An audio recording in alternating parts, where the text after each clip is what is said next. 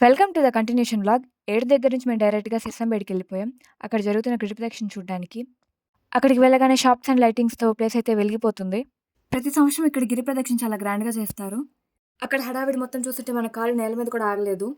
పిల్లల నుంచి పెద్దవాళ్ళ వరకు అందరూ అట్రాక్ట్ అయ్యేలా షాప్స్ అయితే ఓపెన్ చేశారక్కడ. ఇలాంటి జాతరలు, తిరునాళ్ళ వల్ల వాళ్ళకొక ఆధారం అయితే దొరుకుతుందని చెప్పుకోవాలి. ఇంక తెలిసిందేగా అక్కడున్న ప్రతి వస్తువు మన కోసమే అన్నట్టు ప్రతి షాప్‌లోకైతే దూరిపోయాం. కానీ అంతలా ఏం కొనాలనిపించలేదు నాకెందుకో. మా ఇంట్లో వాళ్ళు ఏమాత్రం తగ్గకుండా నచ్చిన వస్తువులన్నీ తీసుకుంటున్నారు. మనమైతే చుట్టూ తిరిగి 4 మంచి వీడియోస్ అయితే తీసుకున్నాం. సరే గుర్తుగా ఉంటుంది కదా అని కీచైన్ మీద నేమ్ ఆర్ట్స్ వేస్తుంటే అక్కడికైతే వెళ్ళిపోయాను. శిల్పాల మీద శిల్పుల పేర్లు చెక్కినట్టుగా అంకుల్ అయితే నా పేరుని చక్కగా చెక్కి నా చేతికిచ్చేశాడు. కీచైన్ చూడడానికి చాలా బాగా నచ్చేసింది నాకు. ఇంకలా దేవుడి దర్శనం కోసం అయితే లోపలికి ఎంటర్ అయిపోయాం.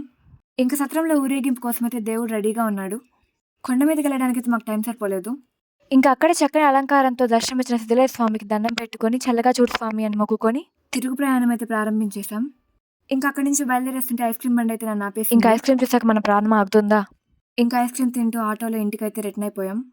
అలా వెన్నెల చూస్తూ త్వరగానే మేము ఇంటికి చేరుకున్నాం. ఇలాంటి మరిన్ని వీడియోస్ కోసం నా ఛానల్ని లైక్ చేసి మీ జాతర ఎక్స్పీరియన్స్ని కామెంట్ సెక్షన్లో పంచుకోండి. నేను మీ నిక్కి.